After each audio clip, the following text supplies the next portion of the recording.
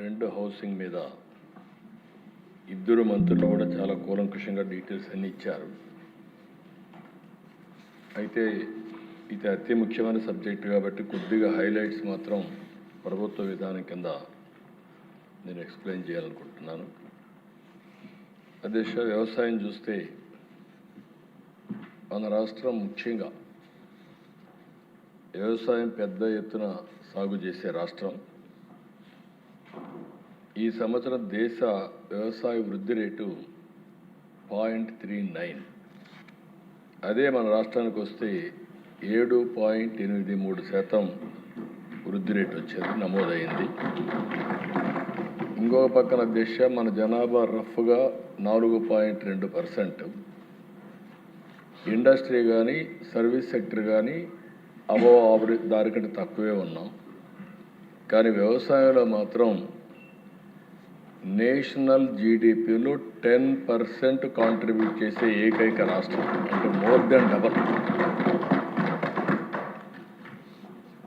ఇది చూసినప్పుడు దిశ మనం వ్యవసాయాన్ని గడిచిన 5 సంవత్సరాల్లో అన్ని విధాల నష్టపోయాం, చాలా ఇబ్బందులు పడ్డాం. అందుకే స్వర్ణాంధ్ర 10 సూత్రాల్లో అగ్రిటెక్ ఒక ప్రిన్సిపల్, ఒక సూత్రం. ఇంకొక పక్క రైతన్నకి ఫర్దర్గా ముందు తీసుకుపోవడం కోసం పంచసూత్రాలు పెట్టుకున్నాం. ఒకటి నీటి భద్రత. ఇప్పుడే మంత్రి గారు చెప్పారు, డిమాండ్ ఆధారిత పంటలు. ఏదో మనం పండించడం కాకుండా ఆహారపు అలవాట్లు మారినప్పుడు వాళ్ళకు అవసరం మేరకు మనం పంటలు పండించే పరిస్థితి రావాలి. టెక్నాలజీ ఆల్ వాక్స్ ఆఫ్ లైఫ్లో వచ్చింది కాబట్టి అగ్రికల్చర్ మొత్తం టెక్నాలజీ అంతా ఉపయోగించాలి. ఫుడ్ ప్రాసెసింగ్ పోకపోతే, వ్యవసాయ ఆధార పరిశ్రమలు లేకపోతే రాను రాను మనం పండించిన పంటలకి చాలా వరకు వేరియేషన్స్ వచ్చి చాలా నష్టపోయే పరిస్థితి వస్తుంది. అల్టిమేట్గా గవర్నమెంట్ ఎప్పుడు ప్రభుత్వ విధానాలు కానీ అదే మరిగా ఏదైనా క్రైసిస్ వచ్చినప్పుడు ఆదుకోవడం కానీ చేస్తూనే ఉండాలి. ప్రభుత్వ మద్దతు కూడా ఉండాలి. ఇలాంటి 5 ప్రిన్సిపల్స్ పెట్టుకున్నాం. రాష్ట్రంలో 22.5 లక్షల వ్యవసాయ పంప్ సెట్లు పనిచేస్తున్నాయి. ఇంకొక పక్కన దిశ ఈ సంవత్సరం కూడా 69,000 కనెక్షన్లు అదనంగా ఇచ్చాం. ఒక్క వ్యవసాయానికి మనం చూస్తే 13,722 కోట్ల రూపాయలు 26-27కి ఒక్క కరెంటు మాత్రం ఉచితంగా ఇవ్వడానికి కేటాయించాం. మనమందరం కూడా దేశ ఆరోగ్యం కూడా బాగుండాలంటే న్యూట్రిషియస్ ఫుడ్ తీసుకోవాలి. పంటలు కూడా బాగా రావాలంటే దానికి సాయిల్ హెల్త్ కూడా చూసుకోవాల్సిన అవసరం ఉంది.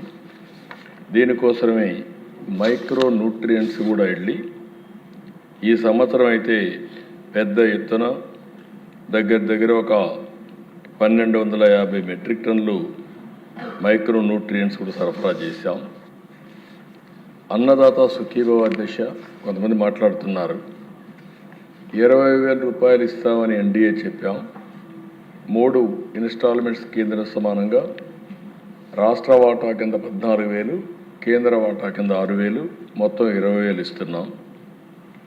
అయితే ఆ దిశ ఎవరైతే విమర్శిస్తున్నారో వాళ్ళు చెప్పేది 7,500 రూపాయలు వాళ్ళు రైతులకు ఇస్తే ఈరోజు 14,000 రూపాయలు రాష్ట్ర ప్రభుత్వం అంటే 2 ఇస్తున్నామని చెప్పి కూడా నేను మీకు తెలియజేస్తున్నాను. ఆ రోజు ఒక్క రైతుకి డబ్బులు ఇస్తున్నామని చెప్పి మిగిలినవన్నీ కట్ చేశారు. అంటే వ్యవసాయాన్ని పూర్తిగా నిర్వీర్యం చేసే పరిస్థితికి వచ్చారు. ఈరోజు మనం నిన్న కూడా మినిస్టర్ గారు వీళ్ళందరూ మాట్లాడారు, మీరు చూశారు. 47 లక్షల మందికి ఇన్పుట్ సబ్సిడీ 310 కోట్లు ఇచ్చాం. ధాన్యం కొనుగోలు దిశ రికార్డు స్థాయిలో 24 గంటల్లో వాళ్ళ అకౌంట్లో వేసాం 10,856. ఇది కాకుండా దిశ మీరు ఒకసారి చూస్తే 1,670 కోట్ల రూపాయలు బకాయిలు పెట్టిపోతే ఆ బకాయిలు కూడా చెల్లించే పరిస్థితికి వచ్చాం. వీళ్ళు రైతులు ఆత్మహత్యలు ఎక్కువ జరిగే ఆ కాలంలో వాళ్ళు బకాయిలు పెట్టిపోతే 5,67,00,000 ఈ ప్రభుత్వం వస్తారు, అది కూడా పే చేశాం. ఈరోజు నేను ఒకటే చెప్పాను, ఆత్మహత్యలు జరగడానికి వీలు లేదు, రైతు అధైర్యపడడానికి వీలు లేదు, రైతుకు అండగా ఉంటాం. ఎక్కడన్నా ఆత్మహత్య చేసుకుంటే ఏ కారణంతో చేసుకున్నాడో అధ్యయనం చేసి తిరిగి పునరావృతం కాకుండా చేయడానికి ప్రతి రైతు ఆత్మహత్యని ఆడిట్ చేసే పాలసీ కూడా తీసుకొస్తున్నామని చెప్పి మీ ద్వారా రైతులకందరికీ హామీ ఇస్తున్నాను. ఇంకొక పక్కన దిశ యాంత్రీకరణ. ఈరోజు మోడర్న్ ఏజ్లో యాంత్రీకరణతో ముందుకు పోతున్నాం, సబ్సిడీలు ఇస్తున్నాం, ఊబరైజేషన్ తీసుకొస్తున్నాం. ఎక్కడ అవసరమైతే అక్కడంతా కూడా ఈ యొక్క యాంత్రీకరణ కోసం పెద్ద ఎత్తున పోవడం, టెక్నాలజీ నాలెడ్జ్ ఈ రెండు కూడా తీసుకొని ఏఐ కానీ ఇలాంటి అనేక లేటెస్ట్ టెక్నాలజీస్ అన్నీ కూడా తీసుకుంటున్నాం. తొందరలోనే ఈ సంవత్సరం నేను అనుకుంటున్నాను ఏఐ అగ్రానమిస్ట్ ప్రతి ఒక్క రైతుకి అండగా ఒక ఏఐ అగ్రానమిస్ట్ ప్రొవైడ్ చేసే బాధ్యత ఈ ప్రభుత్వం తీసుకుంటాం. ఏ పొలం దగ్గరికి పోయినా మళ్ళీ ఎవరో సహాయం చేయడమే కాకుండా నేరుగా అసిస్టెన్స్ ఇచ్చే విధంగా తీసుకొస్తాం. ఫుడ్ ప్రాసెసింగ్కి ఎక్కువ ప్రాధాన్యత పెట్టాం.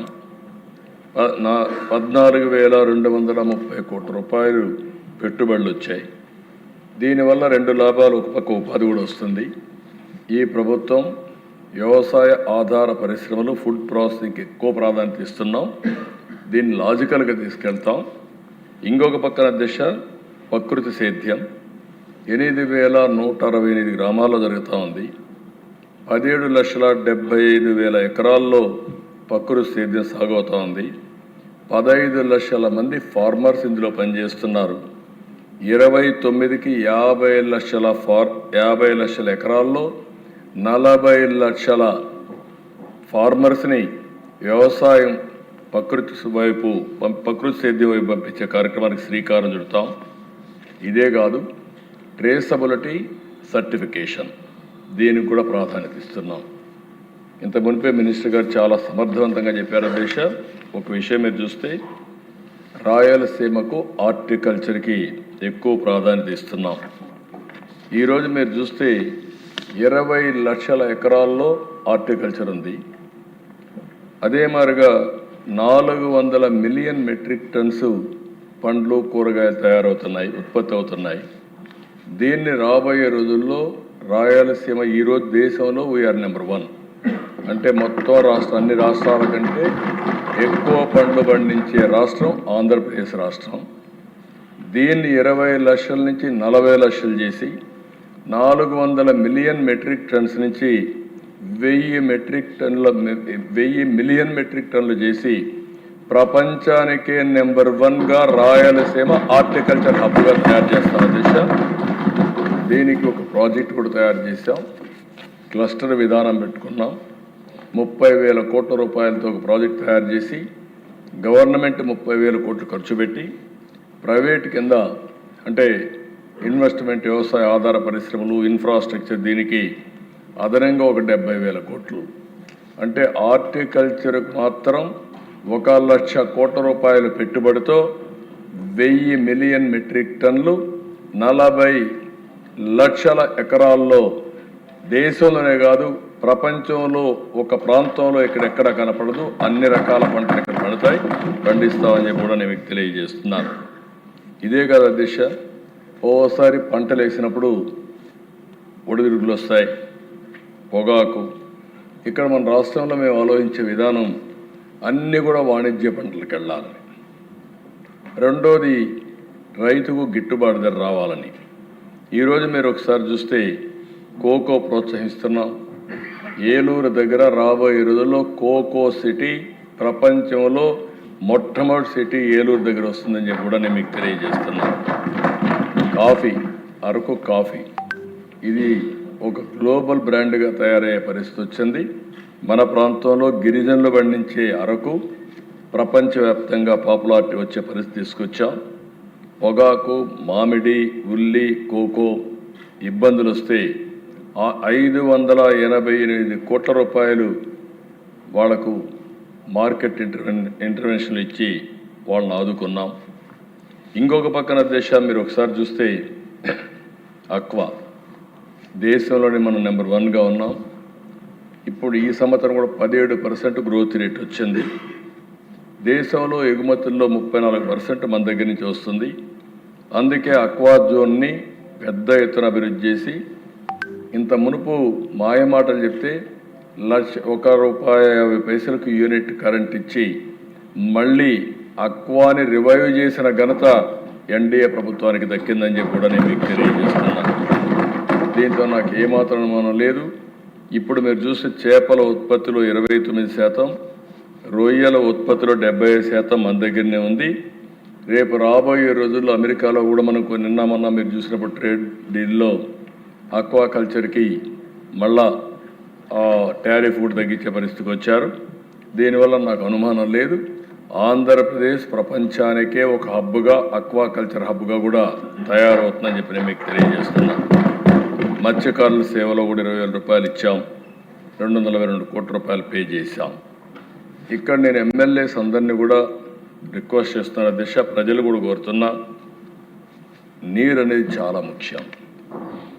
ఈ సంవత్సరం మళ్ళీ చూస్తే పోయిన సంవత్సరం 3-4% మనకు అడిషనల్గా రెయిన్ఫాల్ వచ్చింది. ఈ సంవత్సరం కొద్దిగా స్ట్రెయిన్ ఉంటుందని ఫోర్కాస్ట్ చేస్తున్నారు. ఎంత ఉంటుందనేది వేరే విషయం, కానీ మనం ఆలోచించుకోవాల్సింది కష్టాలు వచ్చినప్పుడు కానీ తక్కువ వచ్చినా ఎక్కువ వర్షం పడినా నీటి భద్రత కాపాడుకోవడం మన బాధ్యత. దీనికి మనం ఆలోచించాల్సిన అవసరం ఉంది. ఎప్పటికప్పుడు నీళ్లుంటే ఎలాంటి కార్యక్రమం చేయొచ్చు. ఒక చిన్న ఉదాహరణ చూస్తే అధ్యక్ష, ఈరోజు అన్నమయ్య జిల్లాలో సమర్థ నీటి నిర్వహణ చేశారు. నవంబర్ 2024 12.97 మీటర్లు నీటి డెప్త్ ఉండేది. ఈరోజు 25కి వస్తే 6.67 మీటర్లకు వచ్చారు.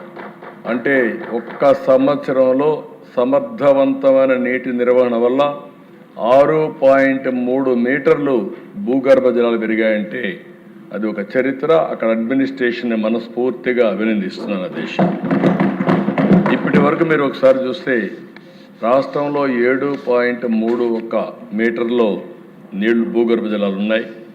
ఇంకొక పక్కన దిశ దీనివల్ల లాభం ఏంటని మీరు ఒకసారి ఆలోచిస్తే, మామూలుగా వీళ్ళు 24లో 336 మిలియన్ యూనిట్లు విద్యుత్ వాడితే 25లో 221 మిలియన్ యూనిట్లు మాత్రమే వాడారు. దీని విలువ అధ్యక్ష డిపార్ట్మెంట్కి సేవింగ్ చూస్తే 95 కోట్లు, 115 మిలియన్ యూనిట్ల ఆదాయం, దానికి 95 కోట్ల రూపాయలు సేవ్ అయ్యే పరిస్థితి వచ్చింది. సమర్థవంతంగా మనం పనిచేస్తే ఎలాంటి ఫలితాలు వస్తాయో ఒక ఉదాహరణ. దీనికి అదనంగా మీరు ఒకసారి చూస్తే 20,000 హెక్టార్లు ఉద్యాన పంటలు పెరిగాయి. దీని విలువ 1,634 కోట్లు. అంటే మన జిఎస్డిపి 1,634 కోట్లు పెరిగింది. అదే మరి నీటి వల్ల భూగర్భ జలాలు పెరిగాయి కాబట్టి 95 కోట్ల రూపాయలు ఆదాయ పరిస్థితి వచ్చింది. అందుకే అధ్యక్ష అందరిని కోరుతున్నాం, దీనిపైన సాగునీటి సంఘాలు కూడా ఉన్నాయి. మీరు వాళ్ళని ఎప్పటికప్పుడు డ్రైవ్ చేయగలిగి రైతులు కూడా సమాయత్తం చేయగలిగితే సమర్థవంతమైన నీటి నిర్వహణ చేసి నీటి ఎద్దడిని పూర్తిగా నివారించే పరిస్థితి వస్తుంది. అందుకే ఈ ప్రభుత్వ విధానం +3 పోస్ట్ మాన్సూన్, -8 ప్రీ మాన్సూన్, ఇది ఒక పాలసీ కింద పెట్టుకున్నాం. దీనికోసం అన్ని విధాలా ముందుకు పోతామని చెప్పి కూడా నేను మీకు తెలియజేస్తున్నాను. ఇంకొక పక్కన దిశ ఈరోజు ఈ విషయాలు మనం చూసినప్పుడు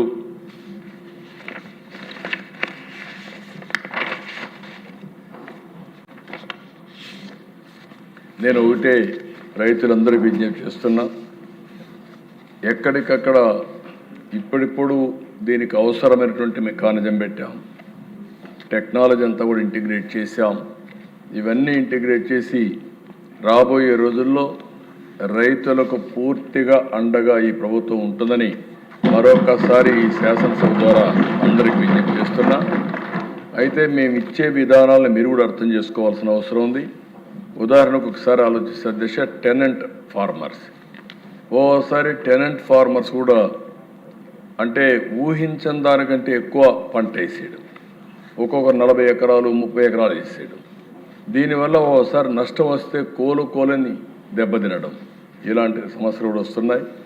ఏది చేసినా ఒక పద్ధతి ప్రకారం చేయడం, టెనెంట్ ఫార్మర్స్ కూడా ఆదుకోవడానికి ఎంతవరకు చేయాలో చేస్తాం. వాళ్ళల్లో కూడా పరిమితులు పెట్టుకొని చేస్తే చాలా బాగుంటుందని వారికి కూడా విజ్ఞప్తి చేస్తున్నాను. రెండో అతి ముఖ్యమైన ప్రోగ్రాం దిశ ఇండ్లు. మీరు కూడా మీ ఆవేదన చెప్పారు. నేను ఆ విషయాలన్నీ ఇక్కడ మాట్లాడలేదు, కానీ అప్పుడు జరిగినటువంటి అవినీతి ల్యాండ్ ఎక్విజిషన్లో, అదే మరిగా హౌసింగ్లో చాలా అవినీతి జరిగిందని అనేక ఆరోపణలు ఉన్నాయి. కడాన శాండ్ పాలసీ కూడా ఏ విధంగా దుర్వినియోగం